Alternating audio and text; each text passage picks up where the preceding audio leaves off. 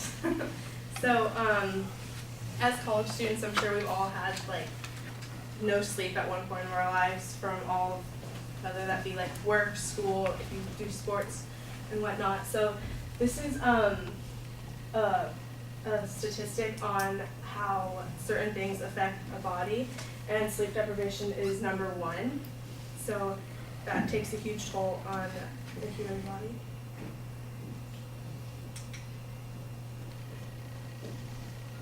Okay, so I work at Pechanga, and I was working 5 to 1:30 a.m.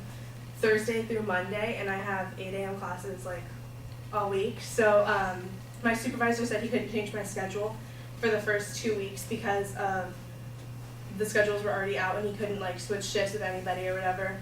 So I was driving back to Orange County, because I drive back at night, at like 4 a.m. after like I fully went home, like showered, like fully got ready to come back here. And so I was running on like 1 hour of sleep and a lot of coffee. And I was driving one day and I accidentally almost crashed. So I like fell asleep at the wheel and things got pretty crazy. So I was like pretty alert after that, but still was really scary. So I like called my parents right away, and they were like, oh my gosh, you're not doing this anymore. Like, I don't care if you have to quit your job, blah, blah, blah. But yeah, so these are effects that sleep deprivation has on your body.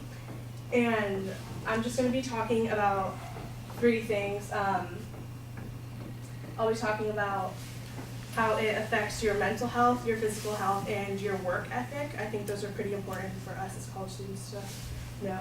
So,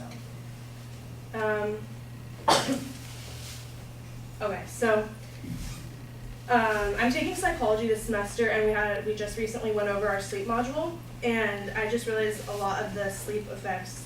A lot of the sleep deprivation effects I had. So I was like, that's really scary. So we've all stayed up late, probably studying and stuff, but that's actually something that's really bad on your body, because when you stay up later to study for your exam, you're going to be forgetting all of the information you learned. So you'll fall asleep in class and not be able to focus.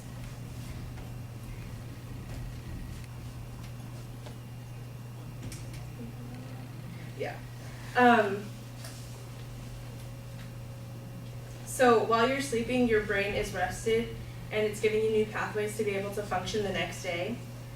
And in my psychology textbook by David Myers, a psychologist said, sleep deprivation has consequences: difficulty studying, diminished productivity, tendency to make mistakes, irritability, and fatigue. So the scientist quotes to show that lack of sleep will have an effect on your studying habits, and it will also affect your memory. So people think staying up late will be good, but on WebMD it states that during those sleep cycles, you're consolidating memories to the mind, and you'll forget the information you studied for hours, and also fall asleep in class and make you tired. Staying up late. Okay, so your work ethic can also take a toll on your physical health, and it will affect it for certain reasons. And this is just a diagram that shows college students and what we spend most of our day doing. And sleeping is 1.5 hours of your day. So that's not like accurate for everyday activities, I'm sure, but it's just showing that we don't really sleep a lot. So being sleep deprived can really affect your immune system. And on the website Heartline, it says that while you're asleep, your body is producing infection-fighting antibodies and cells. So while you're asleep, your body is relaxed and fighting off diseases to create productive substances. So while you're sleeping, you're giving your energy more body to be able to fight off these diseases that can even cause like a common cold or whatever. So it can also affect weight gain. Okay, so on Heartline, there was a study from Harvard Medical School, and it found that lack of sleep will cause weight gain. Sleep deprivation increases the production of stress hormone cortisol, and it happens with lack of sleep because your hormone leptin gets created, and it tells you that you've had enough to eat, and lack of because everything is getting thrown off due to your sleep schedule. So your body creates insulin, and which is your sugar producer, and after you're eating, it's causing it to go into like fat storage and increases the chance of type 2 diabetes. So not only does it affect your physical health, but it'll also affect your mental health.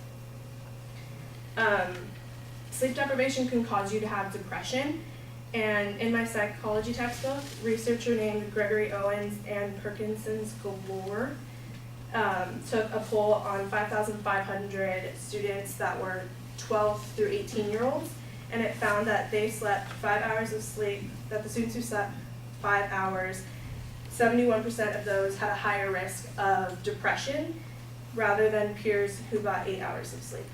So if you don't have enough REM sleep, which is rapid eye movement sleep, you will not have enough rest to process emotional experience and fight against your depression.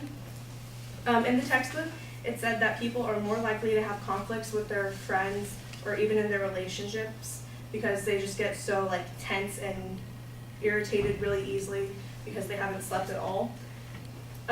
Sleep deprivation can also make you have bad judgment, and on the website WebMD, it stated that lack of sleep will hurt your ability to make more judgments in any situation. So it'll take a toll on your mental health by thinking you have 6 hours of sleep, that you'll be perfectly fine. So you'll be like, yeah, I'm good, nothing's wrong with me. But in the inside, your body's actually going crazy and you're like this.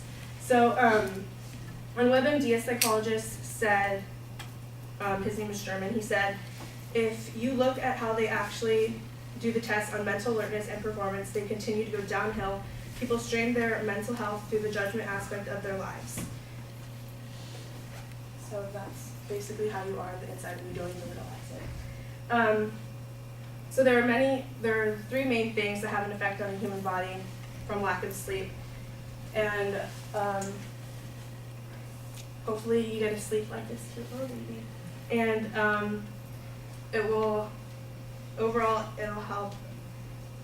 It's clear that sleep deprivation can cause a person to have mental health issues, physical health issues, and affect your work ethic.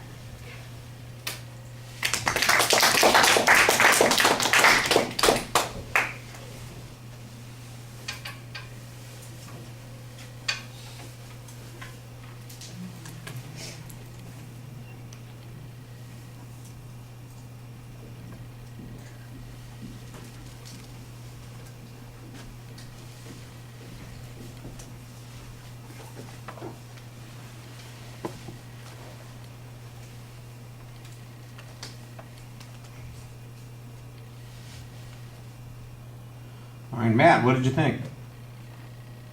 Matt, you're not here. You don't exist anymore, is that it? Oh, okay.